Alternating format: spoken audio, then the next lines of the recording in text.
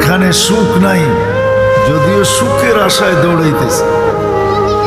12 ঘন্টা ডিউটি করার পরে ওভারটাইম সুখের আশায়, কিন্তু আজ পর্যন্ত কেউ বলতে পারবে না আই এম হ্যাপি, আমি সুখী।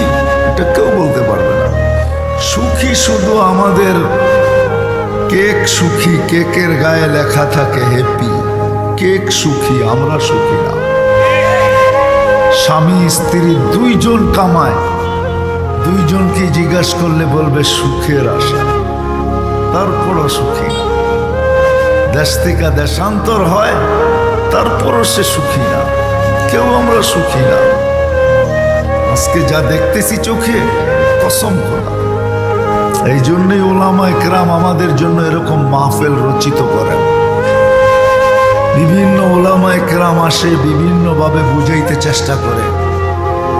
তার ভিতর থেকে আমিও একজন চলে আসছি, যদি বুঝে আসে।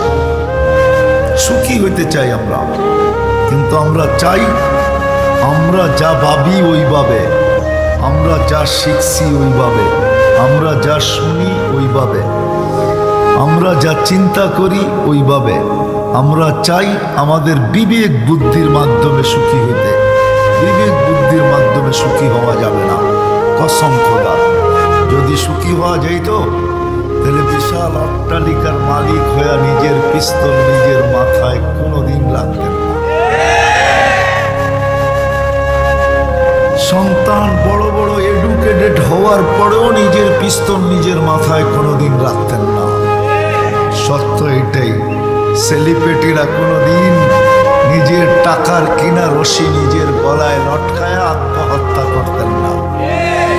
সেলিব্রিটিরা কোনোদিন বিষ খায়া চির নিদ্রায় কোনোদিন চলে যেতেন না। সত্য এটাই, যদি আমার কথা বুঝে আসে। জিজ্ঞাসা করতে হবে ওই আল্লাহকে, যিনি আমাকে অস্তিত্ব দিয়েছেন, এই মেশিনটার যিনি মেকার, যিনি এই মেশিনটাকে তৈরি করছেন, কারিগর যিনি, অস্তিত্ব দাতা যিনি, ওনাকে জিজ্ঞাসা করতে হবে। আমি ছোট জীবনে সুখী হতে চাই।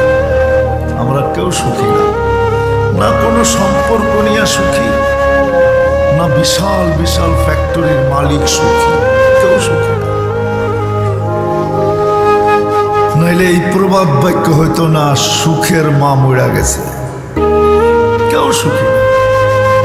কেন? একটু আগেই আমি বলছি, আমরা সুখী হইতে চাই আমার বিবেক বুদ্ধি দিয়া, আমার বিদ্যা দিয়া, আমার বুঝ দিয়া, আমার চিন্তা দিয়া, আমার থিওরি দিয়া। কোনোদিন সুখী হওয়া যাবে না, কোনোদিন সুখী হওয়া যাবে না।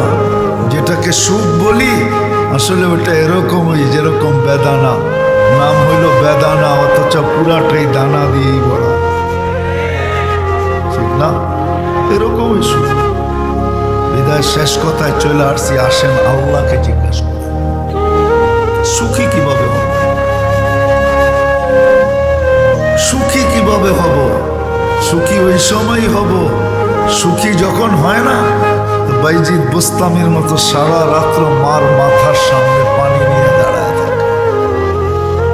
সুখী যখন হয় না তো শাফি রহমতুল্লাহ আলাইহির মতো সারাদিন পরিশ্রম করার পরেও রাত্রে আইসা মার পায়ে তেল মালিশ করে ঘুম পড়াইতে থাকে। সুখী যখন হয় না, সুখী যখন হয়, সুখী যখন হয় তো নিজে খাওয়ার আগে প্রতিবেশীর ঘরে খবর নেয় সে খাইল কিনা।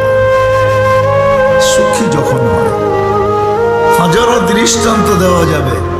সুখী যখন হয় না তো ঘরে চুলা না জ্বললেও কোনো অভিযোগ হয় না।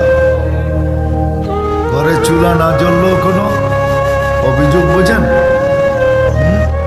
বোঝেন কি অভিযোগ? বোঝেন? না পাওয়ার জন্য অভিযোগ, পাইল না কেন, ঠিক না? পায়, আমাদের সমাজে সবাই পায়, ওই যে নিজের মন মতো পায় না, এই জন্যই অভিযোগ।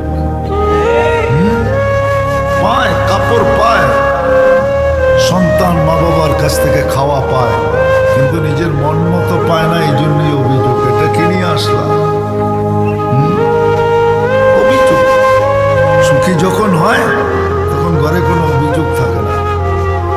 সুখী যখন হয় তখন কোনো চাহিদা থাকে না, সর্ব অবস্থায় বলে আলহামদুলিল্লাহ।